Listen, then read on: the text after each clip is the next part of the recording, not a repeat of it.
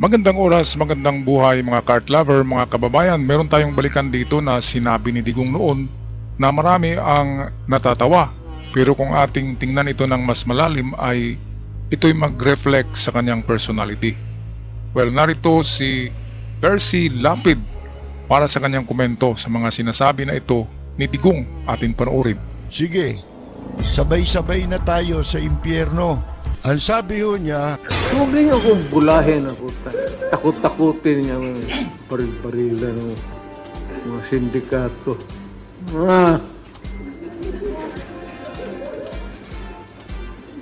Sabay sa impyerno, gusto mo. At doon na lang tayo magkita. Kasi pagdating ninyo, may surprise kayo. Kasi dapat mauna ang kasi pagdating ninyo sa impyerno, magtaka kayo rin sa Satanas, wala na sa trono nila. Ayan nagtawanan din ng mga kampon bakit matatawa kayo dyan? Impyerno yung pinag-usapan dyan Sabi niya, pagdating nyo, ibig sabihin, ang nanonood darating din doon. Itong nakikinig na naghiyawan. Kaya dito, kung atin panuorin lang, hindi natin titingnan ang kalooban ng video o ang kalooban din ng nagsasabi ay parang joke lang ito kung tingnan natin. Pero kapag tingnan natin ang kanyang personalidad ay talagang impyerno ang kanyang dadalhin niya tayo sa impyerno, dadalhin kayo. Kaya kayong mga DDS dyan, ingat kayo, baka madala kayo sa impyerno niyan. Kasi si Satanas papalitan niya sabi niya dito sa kalagitnaan ng video na gawin niyang manicurista si Satanas at siya na yung papalit sa pwesto ni Satanas. Naku, bakit ganito magsalita itong taong ito? Pati yung anak niya na babae na tumboy daw ay presidente daw din siya sa impyerno. Itong ama ay hari sa impyerno. Kaya impyerno talaga ang destinasyon ng dalawang to Okay, ito si Percy Lapid ng buhay pa ito nagkukomento, ginagawang katatawanan ang bidyong ito. Sige nga, atin balikan. I'll give you a riddle. Sinong nakaupo pagdating ninyo doon sa impyerno? Sino nakaupo sa trono ni Satanas? Ikaw, sabi mo. Yes. Ikaw nga 2-8. 2H daw ito. Si Satanas nag-manicure lang yan sa paa ko. Ayan. Ito yung nagustuhan ng mga DDS yung mga patawa ni Digong na may laman. Bakit ka matatawa sa ganyan? Okay lang kung yung dinidescribe niya ay langit, impyerno gusto niyo bang makaladkad din sa impyerno katulad niya? Ang destinasyon ng mga taong ito ay talagang impyerno kasi sa utos ng Diyos, huwag kang pumatay. Ang daming pinatay, sabi niya, siya ang nagsabi niyan. Kaya kahit isang buhay lang ang pinatay mo, katumbas na rin yan ang buhay mo. Sa batas ng Muslim ay tooth for the tooth. Kung pumatay ka, papatayin ka. Kung namamalo ka, papaluin ka rin. So ganyan ang kabayaran yan. Pagdating sa langit ay baka doble pa. Kaya dito makikita mo ang personality. Ang personality ang tingnan natin ng ating gawing mga leader sa ating panggobyerno para malinis. Diba? Malinis. Hindi yung dalhin kayo sa impyerno. O ito, atin na balikan ang video. Bakit ako magpatalo?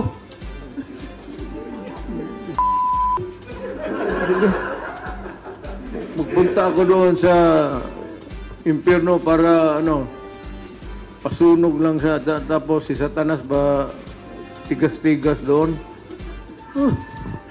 Sabihin ko sa kanya, bakit? Naging presidente ka ba ng Pilipinas?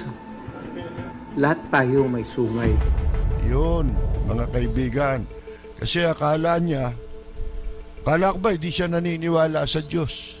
Ba't naniwala siya ngayon sa impyerno? In the first place, di ba? Nakita niya nakaupo sa trono si Satanas eh.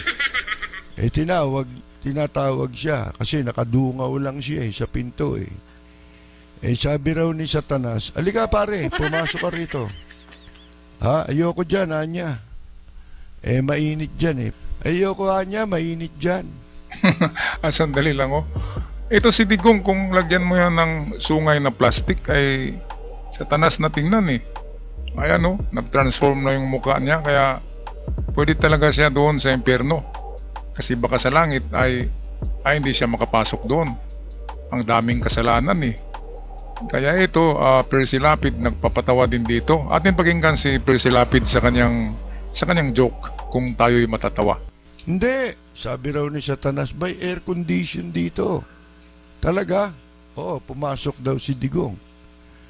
Pagpasok niya ba aircon, ang lamig sabing ganon. Hindi lang yan. Marami tayong chicks dyan.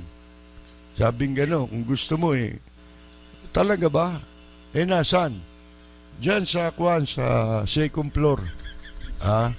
Meron pang aquarium dyan, pwede kang pumili. Sabi pa raw ni Digong sa panaginip ko, "Pwede ba dalawa?" O sige, kunin mo. Nung bumaba ulit galit na galit daw Sabi, "Pambira ka naman pare, minura pa nga si Satanas mo Sabi gano'n, "Niloloko mo ako pare." Sabi gano'n, "Bakit?" Sabi mo, may babae ron. "Di ba meron?" Meron nga. Kaya lang, walang butas Sabi raw ni Satanas, gago ka pala Kung may butas yan, di langit ito.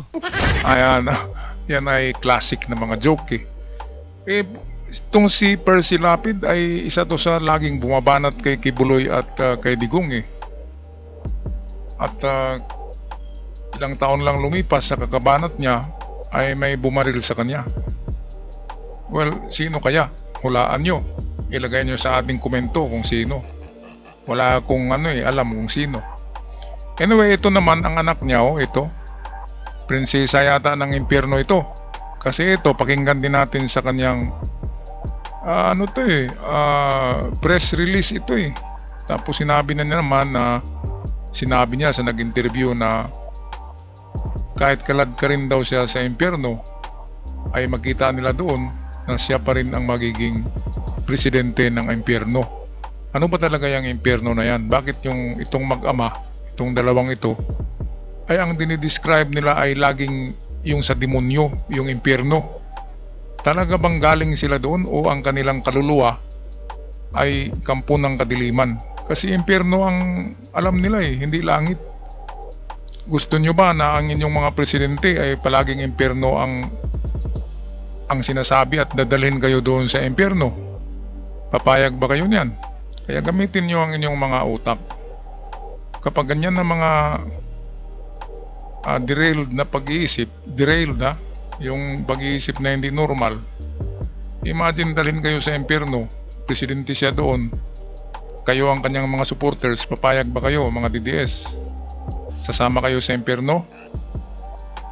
Ay nako, yan ang wag nyong gawin. Kasi sa impyerno walang katapusan na apoy. At hindi ordinaryong apoy, may halong asupre. Kaya mabaho at masyadong masakit kasi parang sa volcano. Parang lava ng volcano. Yung volcano yung bumubukal sa loob ng volcano na apoy, na magma at lava, ganyan kainit ang impyerno. Hindi siya ordinaryong init. Kaya gusto nyo bang sumama? So eto, pakinggan natin ang inyong idol, BP Sara, kung magustuhan nyo ito. Yung mga nakapalibot sa kanila, wala na yan silang pakialam. Wala dyan. Saan ka man magtago, saan ka man pumunta, hahabulin ka nila. Kasi tinitingnan nila, ang sinahabol nila ako ngayon. Sino kayang naghabol, no? Iba kayong may mga buntot na may mga sungay. O ito yung kanyang binanggit, Tingnan nila, ang sinahabol nila ako ngayon.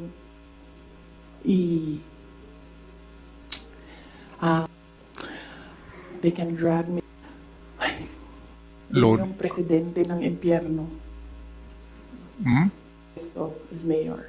Ngayon, Balikan nga natin. they can drag me.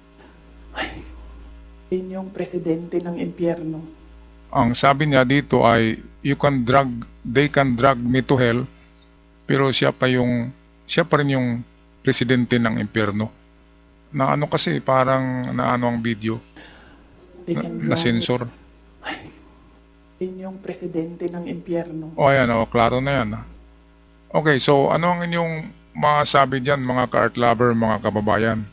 Kung kayo'y pro-Digong, pro-Duterte, pag-isipan nyo muna yan. Kung ganyang klase ang inyong presidente, ano na lang mangyari? Dadalhin ng Pilipinas sa impyerno?